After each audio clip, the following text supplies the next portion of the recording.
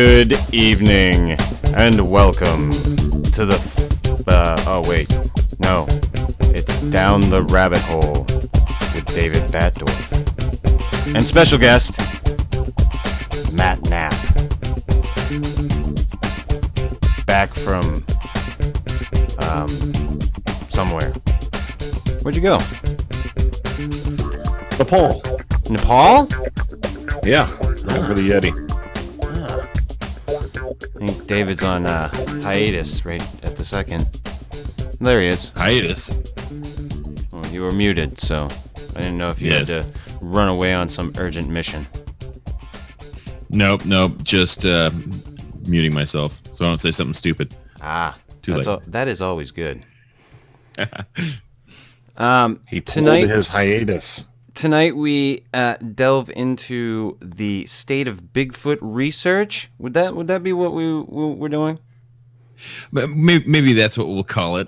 Okay. Otherwise known as the disillusioned Squatchers. Yes. And right prior to recording, Matt had brought to our attention this lovely little, I don't know what you would call it, an open letter? That's what he calls it. Yes, an open letter. And this is from Michael Brookerson, you said? Yeah, Michael Brookerson, who I believe lives in the Ozarks, but he's originally from Texas, or now he's in Texas, and somewhere around my part of the country. But he was a ground team member for the Falcon project that never took flight. And we thought this was kind of interesting. That might be the word, interesting. You could call it that. Okay, all right. We'll start by calling it interesting. Very well written. Yes, but interesting. So here's the open letter. An open letter to the waitress who stole my cell phone. Part 2. Oh, there was a part 1 to this? Yeah, but I never caught the part 1, so... Oh, okay. Well, we'll just go with part 2. You probably just got off the afternoon shift, hopped in your Nissan Sentra, and hit play on the One Direction upload in your Bluetooth. Perhaps you were waiting to play some of your modern complaint rock, or you just went to the tried and true Taylor Swift single that makes you smile. Be careful not to pull out my phone while you drive. That's illegal.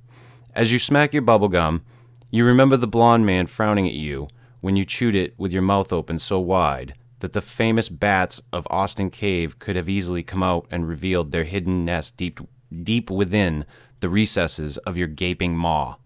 By now you've stopped at Redbox and rented a Channing Tatum movie to take away an assuage? I don't know.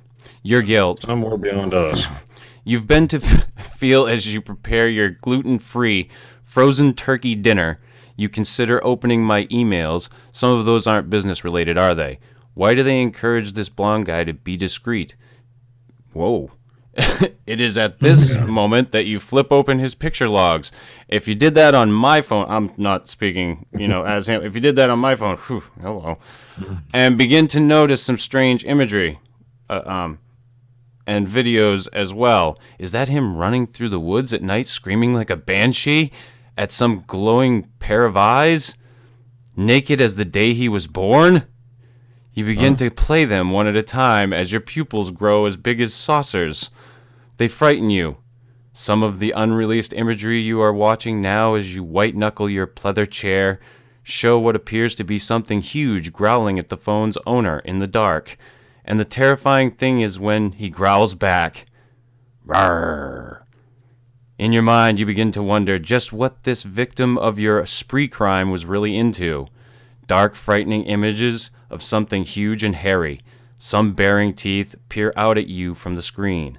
Teeth almost as frightening as your own. And you think to yourself, perhaps I robbed the wrong fellow. This man was a dangerous lunatic who ran through the woods at night with no weapon, chasing some sort of large, hairy something. And then sometimes they chased him back. He traded food and skulls and raw meat and antlers with them. He covered himself in the blood of roadkill animals as he field dressed them and nailed parts of them to trees to feed these things he was running with or after at night. Do not be alarmed, although clearly he is insane. Clearly. I'm sorry. That's his words, not mine. He was only truly dangerous to himself. And it's a shame you took imagery and photos and videos of his that will likely now never be published from one of the most unorthodox Sasquatch research specialists of his generation. Was it just a cell phone? Yes. And of very little value. Was the money important to its previous owner? Yes, it was earned through hard labor. But the imagery you now possess, some of which has undoubtedly by now both frightened and disturbed you, some of that unreleased material was one-of-a-kind footage of an unrecognized bipedal primate, and its value cannot be estimated at this time. Is he talking about himself right there? I don't know. I'm kind of confused. Like a pretty smile from your visage, it was a rare and fleeting, and it was rare and fleeting, and will never likely be captured or viewed again. And now it's gone before anyone ever had a chance to either see or appreciate it. So if I were you, I'd put that $800 in your knockoff Louis Vuitton purse of yours and throw that phone away. You don't want to see all of that. It's graphic and disturbing, even to the person who shot it. Much like your crime was to me. Now you run along and celebrate now. Because with what you've taken, at least someone needs to get drunk on this lonely Texas night. Is this like what happened to Max from Where the Wild Things Are after he grew up? Let the wild rumpus start. Yeah. I mean, if this isn't Lord of the Flies, I don't know what is. Yeah. I don't remember the last time that I saw roadkill and was compelled to skin it, nail it to trees, and cover my body in its organs. Tom Green tried that once. Like, how do you field dress roadkill? Like, the concept of field dressing is kind of out the window at that point. Yeah, you just kind of hang it. Why is there a Bigfoot researcher running naked through the woods, growling at things? Why was he part of the Falcon Project? To all these things, I answer, why not? Hey, if it works, I guess. It's only weird if it doesn't work. The Seattle Seahawks saying, it's only weird if it doesn't work. So apparently this works, but like always, we are left with this fantastical story and no backup on the cell phone. Like you have these amazing images on your cell phone. No other piece. You're doing all of this, but you're only recording with your cell phone. Yes. First problem number one. Problem number two, if you had all of this stuff on your cell phone, would you just be leaving it out on the counter and not attaching it to some device to capture that and back it up in other places? Because you can drop your cell phone. You came out. No, you People came can out. steal it. You came out of the woods, obviously, because you were at an establishment. So why, if you had this amazing imagery, did you not stop somewhere if you were in civilization? Like, did you need that fucking burger that bad? I'm assuming that he's been collecting this evidence for a while, and just his cell phone is his main storage device. I mean, I don't know. Is this the kind of thing that was all? Yeah, I mean, is this the kind of stuff that was going to go on with the Falcon Project? Were they just going to record with cell phones and just lose them? But this was the guy, or one of the guys that was on the ground crew. Yeah. For the Falcon Project. Yes. The most expensive, I mean, I guess that's kind of a half-truth because it hasn't happened, but, supposed to be built up as, the most expensive Bigfoot project in existence. I mean, groundbreaking blimp technologies, and it's supposed to be like a real serious, concerted effort. And a real live, legitimate, 3-month ground team effort. that also did never happen. People wonder why I fucking smoke fucking weed. I mean, I don't know the guy, and perhaps these are things that he just tried out and wanted to express them before these videos were become public on YouTube or something. I don't know, but if that's what his research practices are, like I don't think I'd want him part of my big scientific project, to be honest. Yeah, well, so you used the taboo word because Sasquatch doesn't like the scientific-y bits. Yeah, that there's no larger repellent of the Sasquatch than the scientific method. It ruins all scientific. No, excuse me. It ruins all Bigfoot research. Yeah, I don't necessarily think that that science Bigfoot thing research has to be science. People can go out and just observe and have their recording devices and just record the video and the audio of what they experience while out in the field. And then they have, this documentation of what's going on. It's not worth a lot, but it's something. Yes. So there are several people out there that are kind of making the same battle cries that I did like years ago, and still to this day. There's a couple of videos that I have. Not all of them are expressed appropriately, but about science and Sasquatching and field research and versus squatching and things like that. And more and more people are actually kind of like voicing the same things that I've been voicing all along. Finally, which is it's fun to be in the woods. It's fun to go camping. It's the topic of Sasquatch is interesting, and that's fun too. But to have any, I don't know, to make any difference at all, and a lot of people are just going out there to have their own personal experience, and that that's fine. It's a little bit selfish. I mean, I would be more than happy to have my own personal Sasquatch experience. The bat phone to the bat cave. But basically, what it boils down to is what are we trying to accomplish? If that is documenting and sharing information, well, there's this great set of tools that are available for us to do that. But nobody wants to take the time to even learn what those tools are. And some of them aren't even as hard as or boring as we may think they are. And in my experience, David, going quote unquote squatching is just fucking camping. I went quote unquote squatching with I hate to fucking say his name, but the Bill Brock, who was on, what was that, Monsters Underground, that he was the team leader of that TV show. I actually went quote unquote squatching with him and a registered Maine guide, I do believe, from around here locally, Dax Rushlow and Carl Alinsalot. Wow, there's a crew. And I'm telling you now, it was camping in the fucking woods.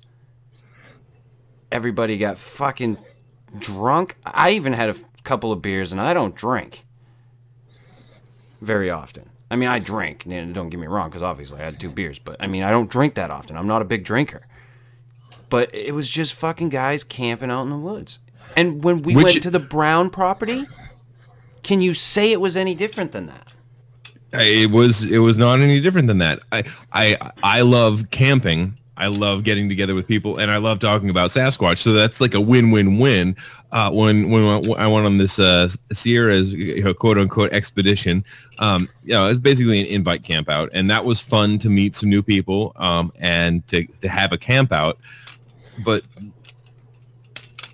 nobody was interested. Like, I wanted to go and take hikes and walk down some of the stream beds and look at the water sources, look at the resources, look at the plants, look at what, where have the animals been, where are they going, why are they here, why are they not here. We ended up just sort of like looking around on this plateau of a ridge that nothing was living on at the time, and I didn't help us out do anything. And not to say that I'm like an expert or a field researcher. I am not a biologist. I'm not anything. However, I have looked into what are the best practices in field biology, and ecology, and all the different things that we should be looking for, and how we would start to answer some of the questions that we have about Sasquatch. Even if Sasquatch isn't a cataloged thing, we can start asking questions and figuring out how to test those the hypothesis. Then I should be able to test that. It's through some sort of reverse thing, and that technically should lead you to your encounter, or B, like that footage that you're looking for, or some footprints, or some sign, or some hair, or DNA, or something. If you're able to answer that question, and if your hypothesis was correct, or it was incorrect, throw it out, or you just had a bad spot, whatever. But it's a process, and it's not that difficult. But what happens most often is that people go and they try to find Bigfoot wherever they are, not find sign, not look for the reason that there might be something there. I just am trying to find Bigfoot outside the firelight of my campsite. Yeah. And I don't know of any other animal that was ever discovered that way. Yeah, and you and I have talked about this a lot. The idea that Bigfoot research needs to be real research. If we want to actually find this creature, then I want to see field biologists out there doing actual research, cataloging data. And now, so here's the thing. Amateur research is how we get a lot of work done in in wildlife biological settings. There was actually something I posted this last summer. The Olympic Peninsula was looking for volunteers to go on these like epic hikes up into the high peaks, and they were going to teach you how to identify good habitat for, and they wanted just a catalog of marmot. So you'll find a marmot hole, and they're going to show you the difference between a marmot hole and other kinds of rodent holes, and you tell them whether or not it is inhabited, whether or not you saw a marmot, whether or not there was any actual tracks or scat that were recent of the marmot, or whether it was unoccupied, and where that was, and a GPS location, and what was going on around it at the time. That's all they want. Anybody can do that. Anybody who knows how to identify, is taught how to identify that one thing, can go and they can look and see what the fuck is going on right here, right now. That's all anybody wants to know. We're not interested in that as a research. I was just going to say, but how many fucking Bigfooters do you know that are willing to do that? None. That's there are some out there that are on the same page, on the same wavelength, but they're doing it in a way as to justify findings that maybe aren't justifiable, right? Okay, but these people that are on the same page, are they doing it? Not in a place that I can see, but it's possible. I mean, I've had some good conversations about this sort of thing with some folks from the Olympic Project, and I know there are some people that go up to that area a lot that are really interested in this, but it's just But the Olympic Project does exactly what you just said. They just picked a location randomly and expect the Bigfoot to be there, and it produced nothing. I'm not going to argue with that necessarily, and then you have folks like Kirk Brandenburg, who, I always think is one of the good guys, and he is like the buzzkill with his thermal imager, like all these people who had the regular Sasquatch activity. Well, now he shows up with the thermal imager, looks over there in the dark, and nothing. Nope. Yeah. It was nothing. Yeah, that those are the types of things you have to worry about. I don't know. I think that it's almost like you have to create that hypothesis, something that you can, like, one of the examples that I always gave is, okay, well, Sasquatch is going to be a large primate. It's going to be closely related to us in the same way that a gorilla or a chimpanzee is going to be related to us. It's a large ape, orangutan too. Okay, so what is available that I can eat, a gorilla can eat, a chimpanzee can eat? Because I'm going to have the most limited diet. What can I eat? We have a shortened gut that requires a cooked food diet. Well, obviously, Sasquatch isn't probably starting campfires all over the place, or else we'd find them.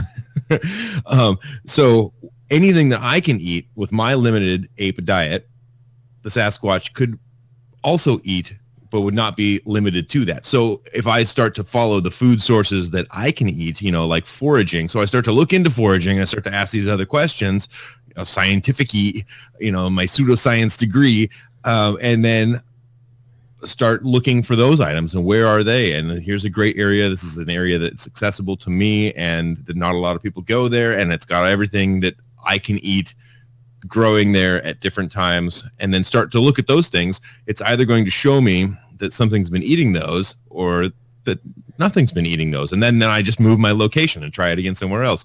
But that's how that sort of thing, that thought process is supposed to work. So you have, you start a question like, what does Sasquatch eat? You don't even have to have a Sasquatch.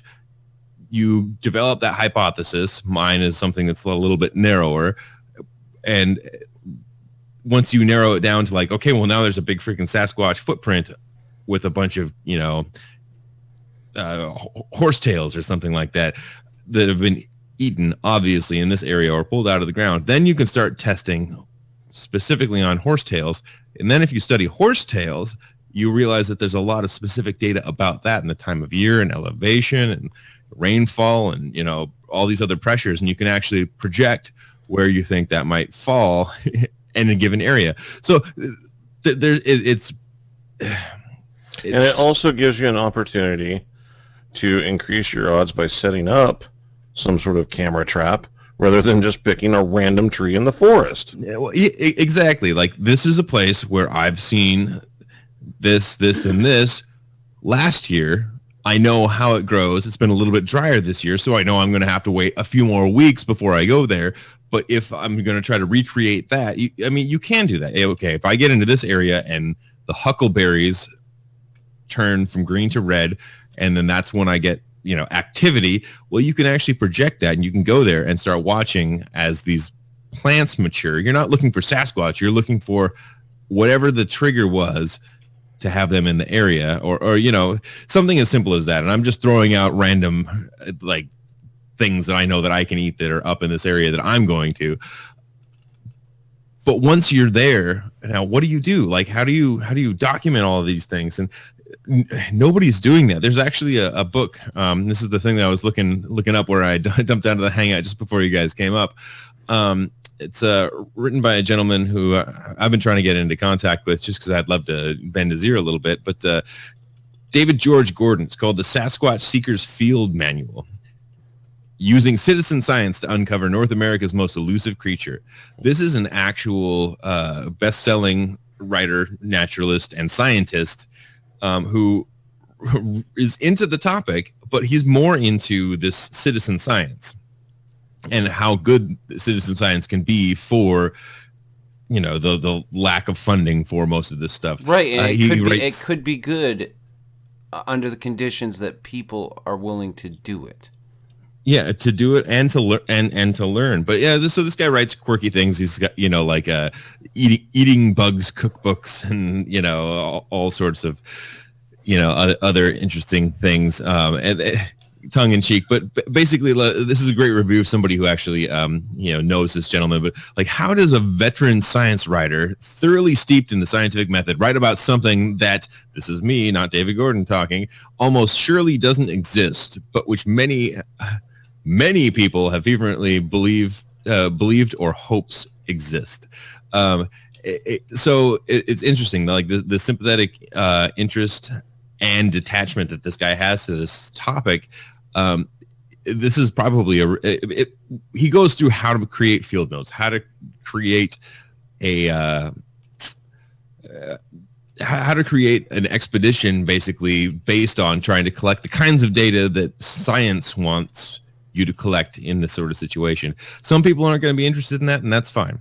Some people just want to go and shine flashlights at portals with little red monsters on the inside.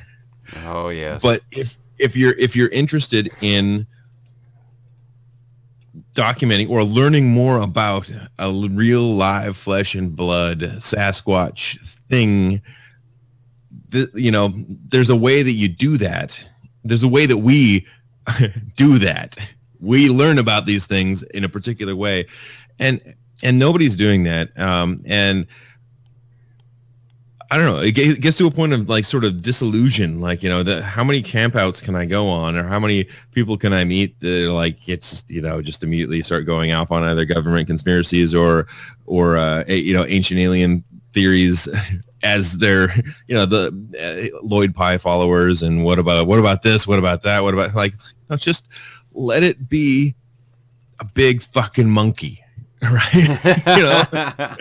Let it be something that we can go out there and find if we do it the right way.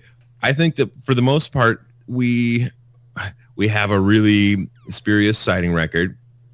There's got to be some good stuff in there. And how do you extract information through all the bullshit that we've been collecting for so long, and get to the good info, the meat of that? Well, you can't do a correlative study based on the kind of, you can't go to the BFRO website and just do a correlative study. You can't look at John Green's, journalistic approach to it and just do a correlative study. But there's some main veins that come through the entire process. Like all of this information comes together, and there's some things that really stand out. And the only thing you really have is that there's a big upright ape. But we know a lot about apes. We know a lot about the evolution of apes. We know that they've only been evolving for about 20 million years. So every ape is going to be pretty much the same. We got these fantastic brains that we can talk about all this sort of stuff, but we know the apes are going to be pretty much close to that same plan as with the minimal variances. Whether it's the same type of mold. Whether it's Australopithecus or an orangutan or a human, we're all pretty much, we've got all the same parts. We have this overactive brain, which, is like the guitars hanging on the wall behind you. Yeah, they're all pretty much the same, and they're all made out of wood. And they all have strings. They all plug into something. But the problem is, nobody's willing to play the guitar. Like, all this is true and great, and, there are tools out there, and there are good ideas. There are people such as yourself with great ideas in the Bigfoot world, but nobody is willing to execute them. So here's the thing about that, is that it's hard. It's, so there's some videos up of me going out and doing these big crazy hikes. I go in 3 to 10 miles, and you just get this sense of like being one person trying to cover all this territory, and you get up to a big ridge, and you look up to the mountain, down into the river valley, and just go, what the fuck am I doing? How am I supposed to handle this? Where do I start? And that's the hardest part. So you narrow it down, and you pick something. I picked something. And I haven't had a lot of time this year, but my plan is to continue and take this one area. It's possible there's no Sasquatch in there whatsoever, zero. But this is the best chance that I have for something that's accessible to me on a regular basis. And I want to continue to regularly go back there like I had been a year ago, and just learning about the area. In practice, I'm doing that. But it's hard to it's hard to motivate yourself when the process is really bigger than one person. Everybody wants to go out and be the one. You need a team of people. That's the thing. It goes down to the overinflated egos, in this endeavor across the board. Mm-hmm. You can't even get to that part because whoever created the data sheets or the procedures that everybody's supposed to follow, nobody wants to do that because they're not the ones that came up with it. It's just ridiculous. This needs to be, a concerted effort, and nobody's willing to work together. People hide their evidence from each other. They backbite. They play all these bullshit high school games. And it's just ridiculous. While they sit there and they scream that, oh, we want to prove Bigfoot. We want to protect Bigfoot. We want to prove it to the science world. Oh, we're scientific thinkers. Oh, we're doing this the right way. But they're not. And they're not. They're just doing a song and they dance. all say that they're experts. All of them. Just about every fucking single one of them says that they're experts. And they mask it by saying there are no experts in this field. Yeah, bullshit. Then quit acting like calling yourself an expert. Yeah. Well, I'm present company included. I mean, we have a show that You do? I do. Where I get to go and I get to talk about all the things that I, only slightly know about, or I'm interested in, and I've done my best to learn about, but I'm not an expert on any of the things we talk about. Yet, if I were to not talk about them in a strong fashion, it wouldn't make for a very good show. So, but Chris, what's that saying you say about experts on air? Oh yeah, if you have a microphone in front of you, you're an expert. That's an Opie and Anthony rule. Yep. So part of the problem is one of the things that I'm doing, but I've always, for me personally, I've always tried to take that tact, and like my old YouTube videos, and I want to start doing some more of those, possibly just because those were fun and I miss doing those.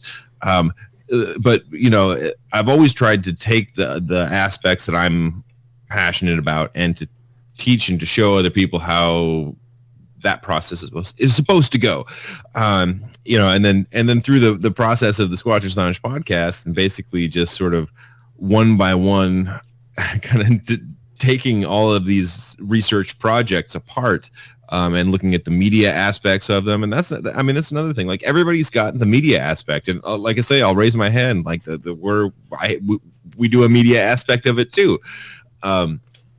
We're all sitting here on air making something for a media production.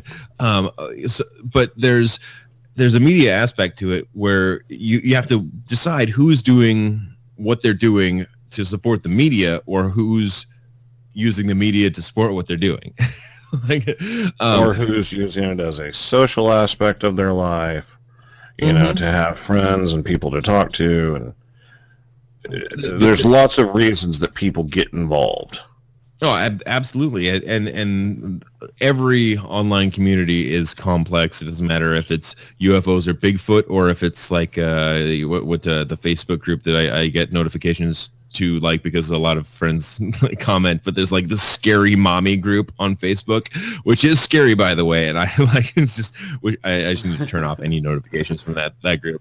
But that's full of the pseudoscienciness and everything else. But yeah, there's really complex groups all over the place, and yeah, I mean, you understand that. And there's people are complex. People are they're weird and they're amazing at the same time. So the thing that most gets me about what we've done on the Squatchers Lounge podcast is basically gone through and just debunked everything. Like there's nothing good left to look forward to. And as one after the other, whether it was the psych study, whether it was the Ketchum thing, whether it was the foibles of Dr. Meldrum and all this, like just one after another, just disappointment after disappointment. We got some good views off of that stuff, but it's unfortunate that that's kind of how, but that it makes sense. Like the status of Sasquatching right now went from it's not being a topic, not being interesting, Monster Quest and Finding Bigfoot became a huge thing. We got Sasquatch on commercials. He's selling sub sandwiches and freaking hybrid cars and like all these other things. Beef fucking jerky. Beef jerky. Like, it's a big fucking deal, right? Who doesn't like messing with Sasquatch? And so then all of a sudden you have all these promises and these things and these Rick Dyers and these fucking, the Melba Ketchum, David Pilates. I kind of came into it right in that time. And I'm going to again, I'm going to again, because you brought the peckerhead up, I'm going to again promote him. Check out his latest video, ladies and gentlemen. It again made me chuckle. While he got some information incorrect, it made me chuckle. He called Steve Alcorn a weasel multiple fucking times. With an image of a weasel. And he pointed to the weasel every fucking time he called Steve Alcorn a weasel. But anyway, so I mean the shooting Bigfoot, the Facebook Find Bigfoot, like the rise and fall of Team Taser Bigfoot. Oh god. These are all. There's still a corpse holding on to that, but yeah, he has like kind of mutton. No, what is that mustache he's sporting? Handlebar. Yeah, but it's not. But it's not because it's like overgrown and scraggly looking. Yeah. Yeah. So basically, like, what is there to look forward to? And for me, there's camping with Sasquatch people, which, if you're going to call that squatching, yes, I want to do that more. It's not real research, but I love camping and I love talking about Sasquatch, and let's drink beer around a campfire, but let's be honest about why we're doing that. And when a stick breaks in the woods, let's not call it a Sasquatch unless we find a Sasquatch. So yeah. And then let's. The other thing I want to look forward to, or I have to look forward to, is getting back out and doing the things that I talk about, and actually, making good on those fucking claims, because I try to keep myself honest all the time, and I feel bad about that. I always talk about all the ideas and all the things that I want to do, and I was applying them, and I want to apply them again, but I'm just not applying them right now, and that makes me feel like a hypocrite. But I want to get back out there and do that, whether or not it's going to lead to anything. But that's fun too, because I get to hike and I get to play citizen scientist, and that's. I wish more people would be interested in playing citizen scientist and going that route with it, because I think there's some good information there. If we had a core group of people doing citizen science, it could definitely work. Well, yeah, and that's when we have to start a database. If you're willing to do citizen science, if you're willing to do these 5 things, that's all we were asking for. Every time that something weird happens, and take down these 5 things and then put that into a database, then you can start doing correlative studies to ask questions to test against. And if you were able to produce some sort of result, whatever it was, something in the positive direction, then other people will jump on and start doing it. Exactly, and that's kind of where we are right now. It's like somebody needs to do this and have something good come out of it. I mean, even with everybody does Bigfoot calls now. Okay, whenever I started this, I knew literally 2 people that did Bigfoot calls. Nobody believed in doing Bigfoot calls. It was all bullshit. But then there's these stories that, these Bigfoot calls are getting responses. So now the BFRO starts doing them. Now it's on Finding Bigfoot. Now everybody is doing these Bigfoot calls. It doesn't matter if it's a Bigfoot or not. It's just the fact that they're getting responses to the calls sometimes, which makes it exciting for people, and that's why everybody's doing it. So we want to produce results with something, but produce results that we can actually say, look, the odds are this is actually Bigfoot. It's not just us wanting it to be or thinking it is. Right, because like David says a lot, correlation is not causation. However, like here's the thing. Like if I'm extrapolating on all of these ideas right now. Like correlation does not equal causation. However, correlation begs a question, and asking a question is step one in the scientific method. Right, so, but how many people actually go out after getting these responses and actually try to find out what the fuck it was? Survey says. Survey says, all I have to say. They bring it back to the internet and play it for everybody on the internet, and then all their friends say that is a Bigfoot, and all their detractors say it's not a Bigfoot. Well, you've seen this movie before. I have. And the however, like a $15 lens addict compass will give you a bearing on where that thing is, as long as you take GPS coordinates from where you're standing right now and give an estimated distance, and then you go back to a map and you plot that, and then you go back and you visit that spot the next day and see what was there.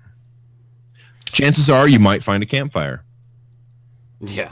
You could find coyotes or coyote shit, or like a deer carcass, and then you're like, oh wait, it sounded kind of like a coyote, and then there's a deer carcass here, and then you have to inspect that deer carcass and look at those ribs, and then you say it was Bigfoot. There are canine, like something ate the ribs down. No, David, you say Bigfoot shifted into a coyote and ate the deer. That's right. I didn't realize we were on the Skinwalker Ranch for this one. It was a Bigfoot campsite attack. There was a campfire, a dead deer, a Red Bull can that Steve Alcorn would mistake for a beer can. I think I don't know. I think that the interest in Sasquatch is definitely waning.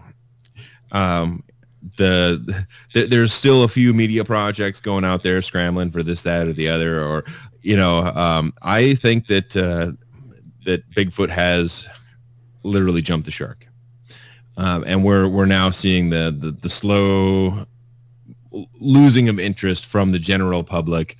I don't see as many Sasquatch commercials anymore. The ones that are coming out are not as highly produced. They're not in the big companies aren't doing it. Jack's Links is kind of tied into that shit, whatever.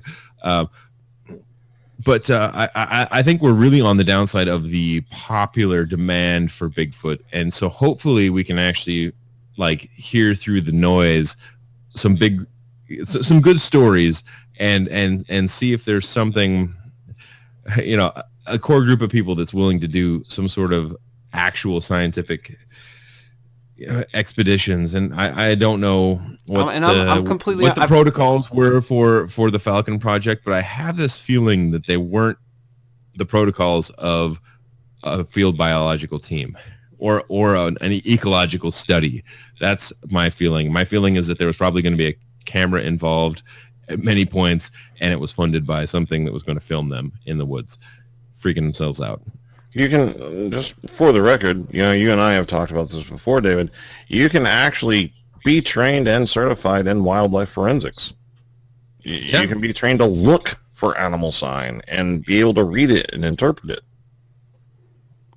There are online courses that are available that aren't even that. I forget what the cost is, but it was something that I was considering, and then I just had to baby. But that'll put a damper on things. Yeah, it really does. It's maybe a little bit. But no, I mean, it really does. These are things. They're tools that are available. Most of the templates for field notes that I found were on public websites. Like if you look up, the Cornell University and I think Stanford had some available templates and other things like that. And I kind of just took the best parts of all of those and put them into a template that I was going to use, and what I thought was the most important for not knowing a particular species at the point of not looking for a particular species, because that's kind of how we are. We're looking for a particular thing, but we don't have the amount of data to go look for that particular species already. So it a good starting point kind of making it very basic and easy to follow. For me, because I'm not a scientist, right? But it was something that you could we put all into a database. support, and I've said this many times, we all support true scientific research. If people were willing to go out and become these citizen scientists and get a good, like you were saying, a good core group of people and get the fuck out there and really start cataloging this data, then we might get somewhere. Yeah, just document. Proper documentation is all it is needed. You know, document what you find and document how you find it. You know, if you're out there casting a track, document the track, document how you cast it, document how, you know, your procedures and everything, so people can look at that and be like, oh, well, you might have noticed, you know, or not noticed that you did this, and if you did this, you know, that's how we learn, and that's how we, you know, filter out mistakes. No, exactly, and to be able to, you know, to share that it's interesting how people look at data, because I mean that's what it is. Like, you know, in one of my videos I have the difference between evidence and data. Like, evidence is the trophy and it's pretty much useless. The data is what it actually is. Like, you know, people are interested in a footprint up in the Sierras, and you know, I look at it and I go, well, it's exactly the same size as my foot. Let's look for another foot like this. And then everybody's walking and circling around the one footprint. I'm like, back up. Don't, like, look for something before or after it that looks like this one, because it didn't just fall out of the sky, pogo off of here, and then go up over the ridge. Like, there's more tracks. It depends on where you're at. If you're in Southern Oregon, it may have. Yeah, yeah, exactly. Because that's how the teleportation works. No, but so so we look at the other tracks and they all look like, you know, my footprint or whatnot. And this one looks different or interesting, but if you step back and look at the entire scenario, collect that data, well, you probably wouldn't have collected that data, because stepping back and looking outside of the piece of evidence, that one little, you know, window, you crop it down, crop the picture down so you can't see how large or small the entire thing was. And then,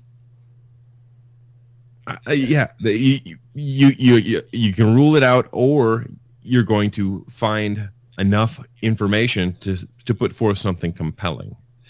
And that's the huge thing. It's like, when you really find something, you just have to stop and survey the entire area.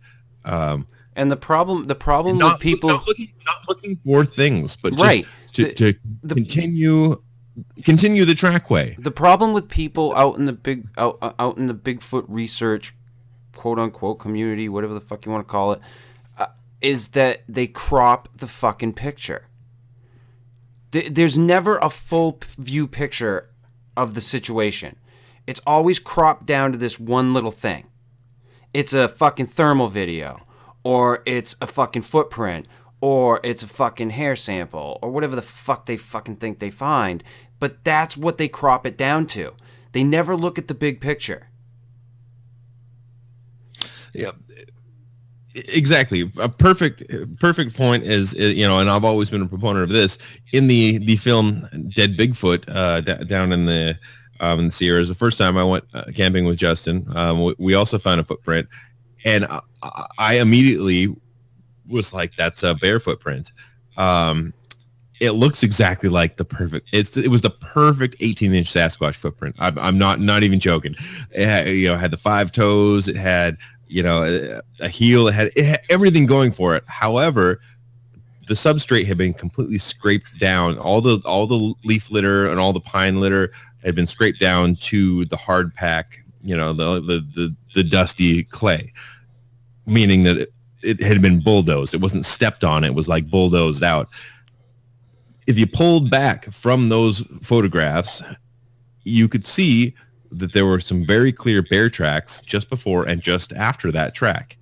Like, either Sasquatch put one good footprint down and then went up on tippy toes to make us think that it was a bear. Like, oops, I put my whole foot down that one time. Or it was a bear in an area where there was bear shit And there's tons of bear. Yeah.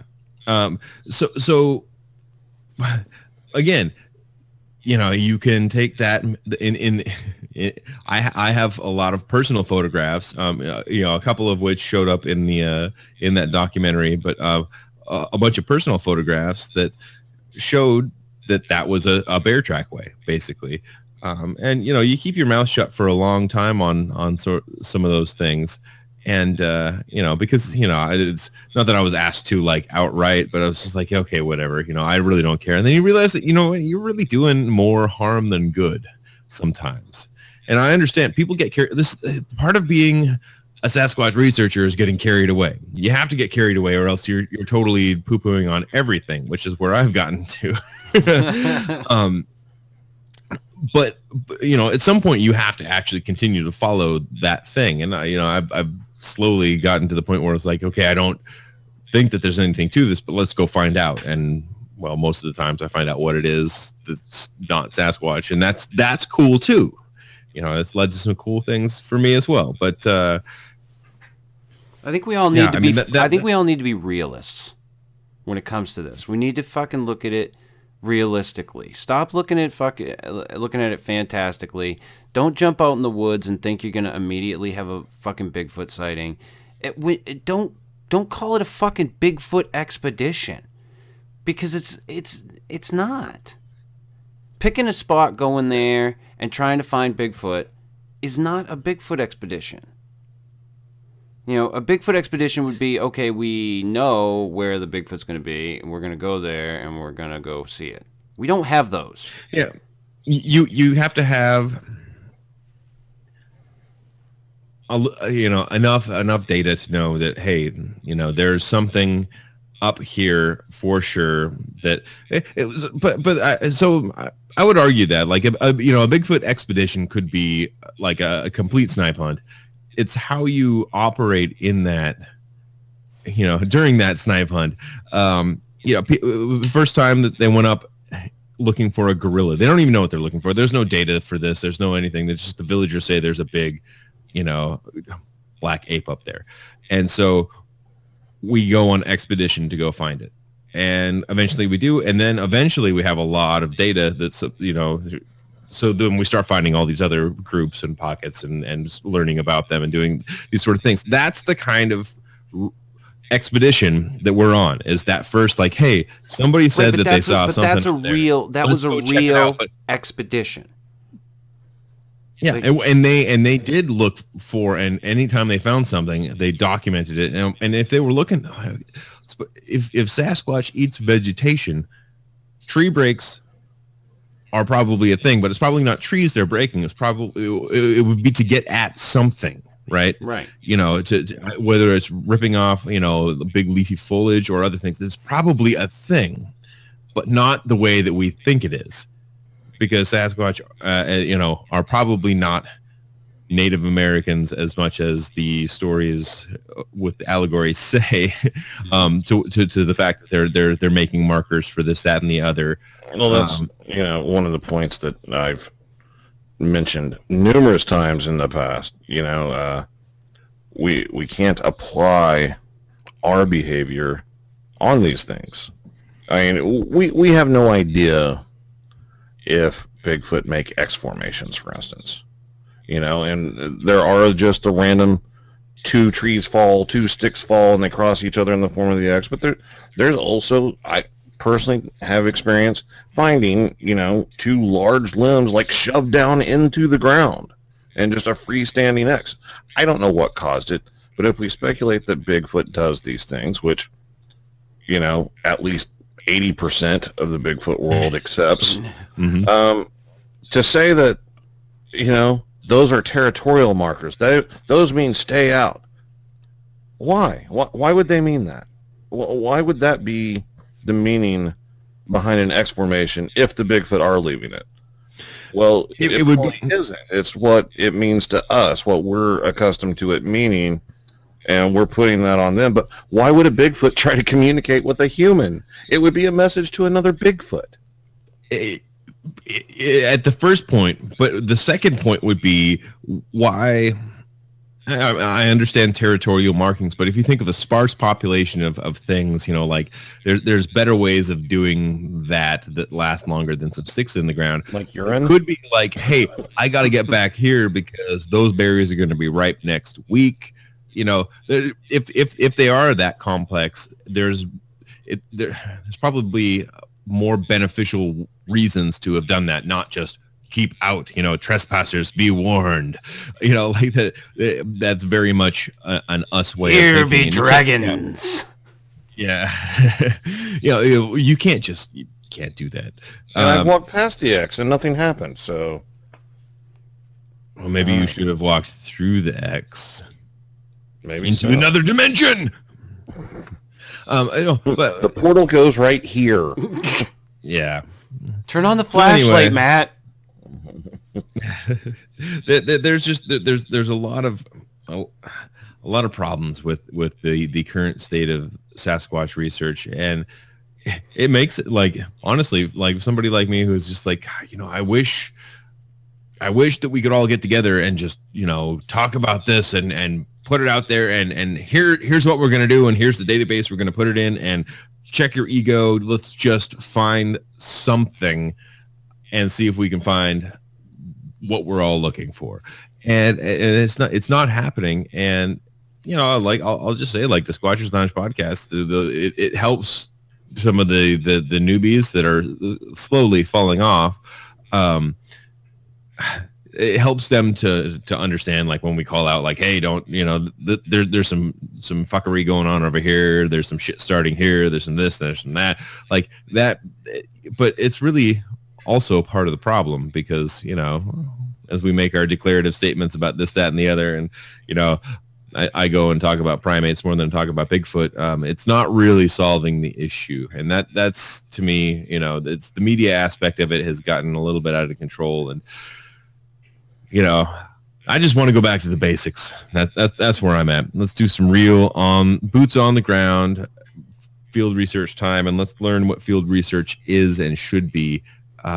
If you're going to be going out there and if you're going to be going out there and looking for these things, that's what you need to be doing. I mean, if you're going to be just sitting back on the sidelines watching, then just sit back on the sidelines and watch. But if you're going to go out into the woods and actually look for this creature, then be willing to get the fucking skill set. I think that's what we're saying.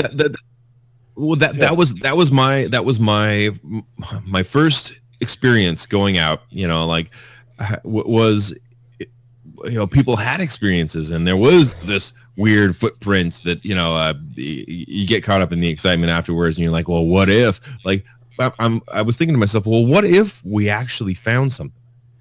What if I pulled a juvenile Sasquatch skull out of the ground? What do I do then? There's so much information up here. I don't know how to get it. And then I went and I tried to learn how to get it. And that was one of those scenarios. Like, you actually get into an area and you start to, like, ask yourself these questions. Like, what, you could take the trophy out. Like, what if I was rolling down a quad with Justin Smeha, and he puts 3 shots into a Sasquatch. It goes down.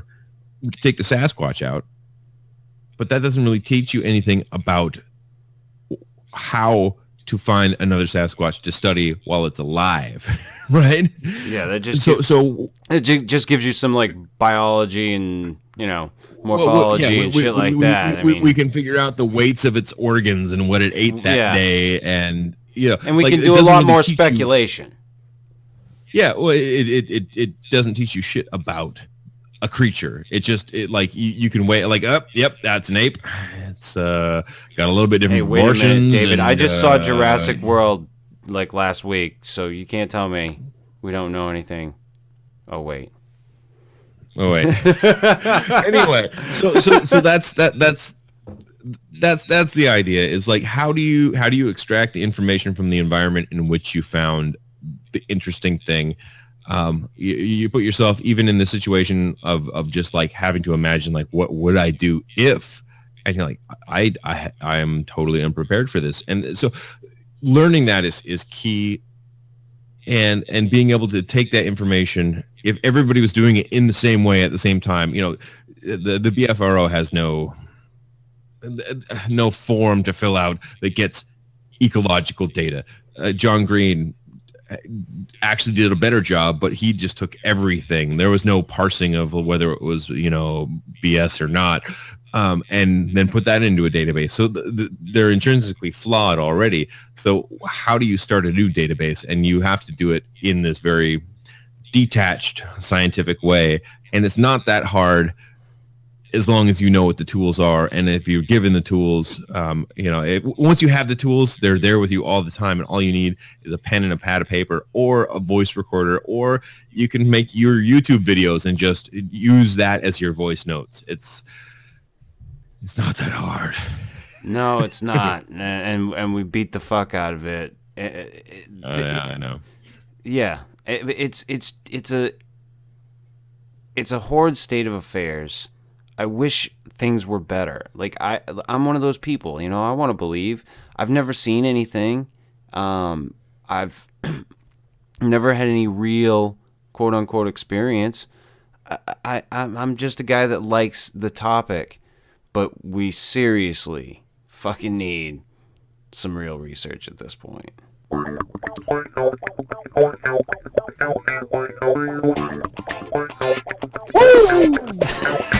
I told you I'd do Ric Flair, motherfucker.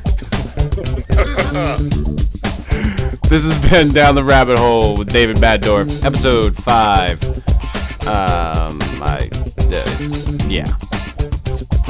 It's Bigfoot research shit. The disillusioned squatcher. They took a dump in the toilet, and I researched it. I found out it was Bigfoot. Poo. If you like this shit, hit the thumbs up button. If you don't, hit the thumbs down button. Subscribe. Go check out Dred Funn at dredfunn.com. Wes Losner at weslosner.com. And as always, be good to yourselves, people. Touch yourself in a familiar fashion.